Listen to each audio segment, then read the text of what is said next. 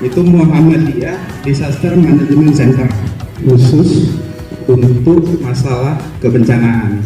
Tepuk P2KB, pertemuan pengurangan resiko bencana. Intinya adik-adik, bencana itu apa?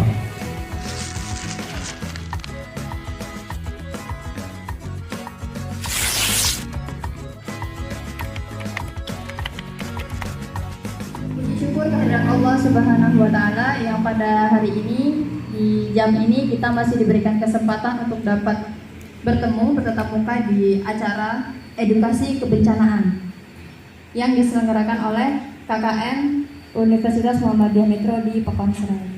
Salawat beriringkan salam tak lupa selalu kita haturkan kepada junjungan kita Nabiullah Muhammad Sallallahu Alaihi Wasallam yang kita nantikan syafaatnya di yaumil kiamah kelak. Amin ya rabbal alamin.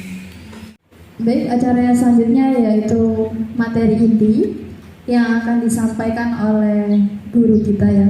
Kita akan sharing sama-sama dengan Kak Wawan. Ya, ini pematerinya ya. Beliau asalnya dari pesisir barat juga sama kayak teman-teman semua. Langsung aja ya.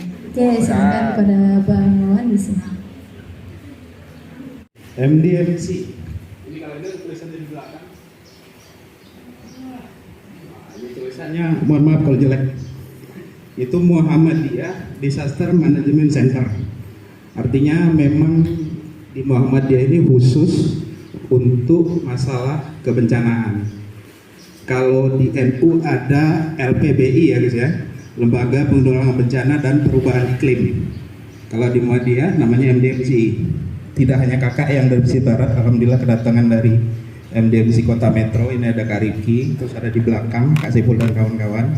Sekarang kalau sudah ngomong bencana pasti ada peraturannya. Ada Undang-Undang Nomor 24 Tahun 2007. Itu khusus tentang bencana. Kalau definisi bencana panjang.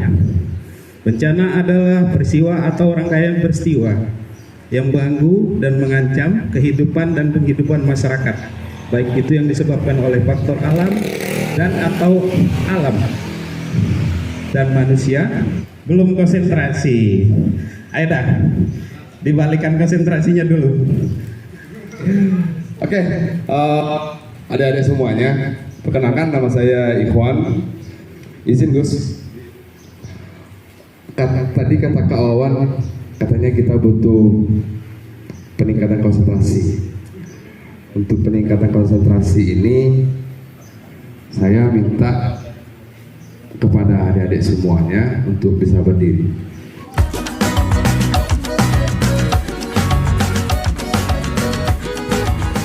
Ini kan pikiran kita adalah edukasi kebencanaan ya. Edukasi kebencanaan, jadi ada namanya tepuk P2KB. Tepuk P2KB itu adalah pertemuan pengurangan resiko bencana. Tepuk P2KB, pertemuan pengurangan resiko bencana. Bisa? Siapa kita? Nanti Kita Rahman. Oke. Siapa kita? Oke. Tepuk P2KB. Pertemuan pengurangan resiko bencana. Asik. Berdasarkan penyebabnya itu bencana kita bagi tiga. Ada bencana yang disebabkan oleh alam.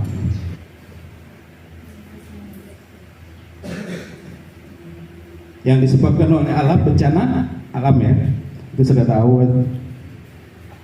Yang disebabkan oleh non alam, bencana non alam. Yang disebabkan oleh manusia, bencana apa namanya? Bencana bisa disebabkan oleh alam, bisa non alam, dan oleh manusia ya. Bencana manusia? Kakak bisa dibantu belakang Kak Ziko? Sosial. Ya siap. Bencana sosial. Kira-kira bencana alam apa aja? Longsor. Apalagi? Banjir. Oke. Banjir, longsor terus? Satu kita nanti. Apalagi ada 8. Gempa. Oke. Kekeringan. Bencana alam. Tadi sudah disebutkan kebakaran. Ada yang tahu lagi? Hah? Kecelakaan. Kecelakaan yang mana nih? Banyak. Kita sebutnya itu kecelakaan transportasi, baik itu darat, udara maupun laut. Yang kita alami, yang sekarang baru dicabut, yang pakai masker, wabah penyakit atau wabah penyakit atau pandemi atau epidemi. Ada lagi yang disebut kegagalan teknologi. Bencana sosial. Ini biasanya seluruh tempat. Ada huru hara, ada terorisme, dan yang terjadi sekarang antara Rusia dan Ukraina. Sekarang kita bahas satu-satu. Di pondok ini, katakanlah saat ini kita sedang belajar, mana yang mungkin terjadi? Longsor mungkin nggak di sini? Tidak. Ada kemungkinan banjir? Hah? Banjir bandang? Ada sungai dekat kan sini? Bukan cuma genangan aja yang nomor banjir bandang. Mungkin tidak? Tsunami? Nah, tempat-tempat ini tempatnya tinggi 1 kilometer lebih dari pinggir pantai. Mungkin nggak kena? Hah? Yakin? Coba jawabnya nggak kena? Perkiraan kita dari BMKG itu kalau pesisir barat ini dihantam tsunami tingginya antara 10 sampai 14 meter. Itu baru perhitungan. Kira-kira ada tinggi 10 meter nggak? Dari pinggir pantai ke dataran sini? Lebih? Insya Allah aman ya? Insya Allah. Oke, anggap aja kita cari. Gempa mungkin terjadi? Berarti ancaman untuk adik-adik sekalian selama di pondok ini tinggal 3. Gempa, puting beliung, pandemi. Dari ini yang paling mengancam pasti gempa. Dan tahu data pesisir barat ini setiap bulan tidak kurang dari 10 kali pusat gempanya ada di pesisir barat. Secara Lampung itu sekitar sekarang ini sudah memasuki hampir menembus angka 400. Kemarin itu 342 kalau nggak salah bulan tahun lalu. Itu 342 kali yang pusat gempanya hanya di Lampung. Dan 100 berapa sekitar 30%-nya itu pusat gempanya ada di pesisir barat. Seluruh wilayah Indonesia kecuali Pulau Kalimantan. Mau tinggal di mana aja, mau tinggal di Pulau Jawa, mau tinggal di Sulawesi, mau tinggal di Papua, di Maluku, itu pusat gempa. Rata-rata di rata-rata itu 10 dalam tiap bulan itu ada gempa, dan pesisir barat termasuk salah satunya. Minimal 10 kali dalam sebulan itu gempanya ada di kita. Pesisir barat. Sekarang di mana pusatnya? Pusat gempa kita ada di laut. Itu di, kalau bahasa kerennya ngomong itu lempeng Indo-Australia, dari Aceh turun ke Lampung, turun ke pesisir ke selatan Pulau Jawa, ke Bali, naik ke Maluku. Di darat ada namanya Patahan Besar Sumatera. Kalau kita lihat di Taman Nasional kita itu Bukit Barisan, itu pusat gempa. Di bawahnya adalah pusat gempa. Dan kebanyakan memang gempa itu di laut ya deh, di darat sedikit. Itu Patahan Besar Sumatera segmen Semaka disebutnya, dibagi 19 segmen. Itu pusat gempa, artinya kita yang tinggal di sini, di belakang kita, di sebelah timur itu memang pusatnya gempa, di depan kita itu di sebelah barat itu pusatnya gempa. Dan ratusan kali setiap tahun, puluhan kali, itu bisa sampai minimal 25 kali dalam sebulan itu kita merasakan di pesisir barat ini gempa. Cuman seringnya nggak ngerasa, kenapa? Karena kecil. Kalau di bawah 4 itu umumnya nggak kerasa, umumnya. Karena gempa ini yang kita konsentrasikan karena gempa mengakibatkan yang lain.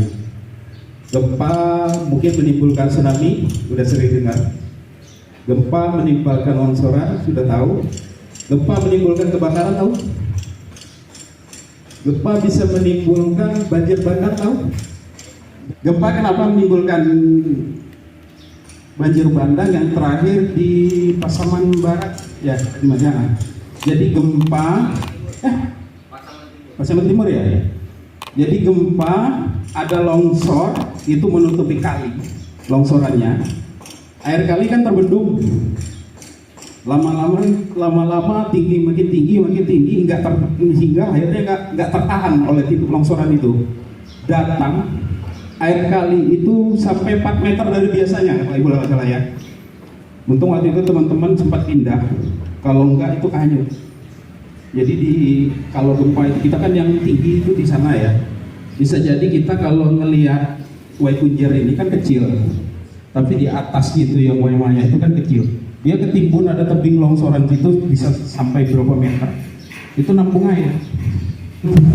Pesisir barat gempa terbesar terakhir terjadi di Diwa tahun 1994. Itu untuk sekedar bayangan adik-adik. Itu terjadi pas 3 Ramadan jam 2 malam.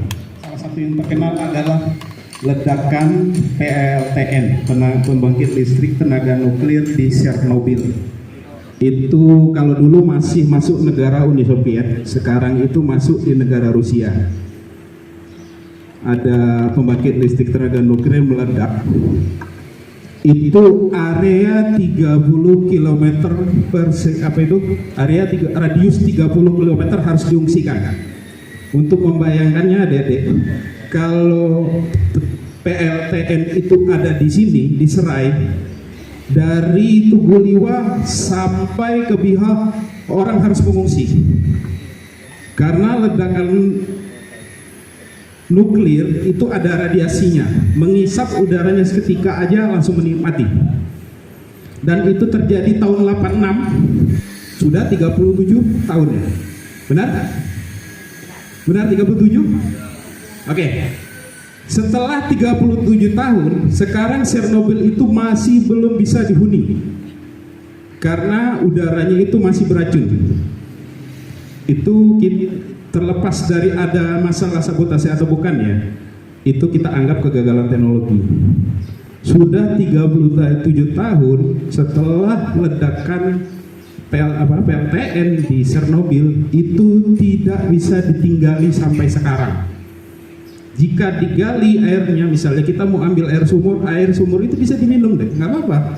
Tapi tunggu saja nanti selama sekitar tahun kita kena nanti mungkin kanker. Kalau misalnya dia perempuan, dia hamil, anaknya itu nanti mungkin yang ya tentunya macam-macam ya. Yang mohon maaf itu kita bilang anaknya kemungkinan bayinya mirip demit gitu. Karena itu mutasi genetik ya namanya. Karena airnya sudah tercemar. Udara tercemar, air tercemar, lingkungannya tercemar. Itu cacing itu sekarang di sana nggak salah bisa besar gini karena mutasi genetik. Itu di Chernobyl. Itu sudah 37. Itu salah satunya contohnya. Buat sekedar contoh aja ya. Masih banyak yang lain. Seperti kita bangun di Cina, bangunan waduk sudah dirancang bagus-bagus. Ternyata begitu banjir bandang jebol. Itu gagal teknologinya. Lepas lagi dari masalah korupsi material ya kontraktor, kita anggap itu adalah kegagalan teknologi. Kecelakaan transportasi itu bisa darat, bisa udara, bisa laut, itu 3 itu masuk. Jadi sekarang adik-adik bisa jawab, kalau ada tabrakan antara motor dan motor, laka lantas kalau polisi ngomong ya, itu bencana atau bukan? Musibah ya, ujian ya. Adik-adik bisa jawab, itu bencana, bencana non alam. Kok bisa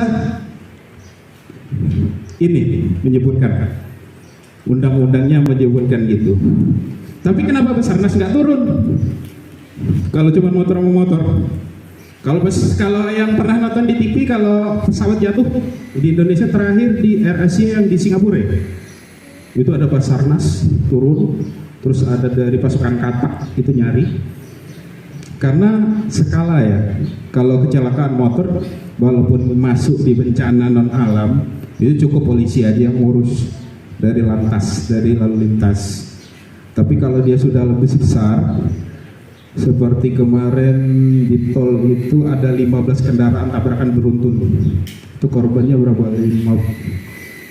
Sekitar 10 nggak salah. Itu nanti ada turun dari Basarnas untuk evakuasi.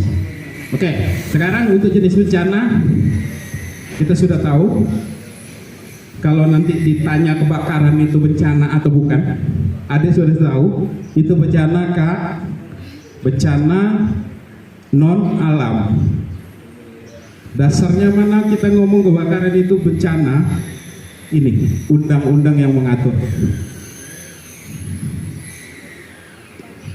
Undang-undang. Jadi kita bisa jawab sekarang. Kalau kebakaran itu bencana? Bencana? Bencana apa? Bencana non alam. Kenapa bencana non alam?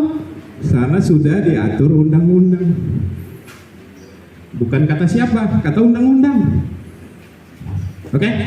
Untuk sementara bencana, jenis-jenis bencana kakak selesaikan dulu. Untuk selanjutnya nanti ada tambahan dari Kak Riki, mungkin ada dia menambahkan yang lain. Silakan Kak Riki.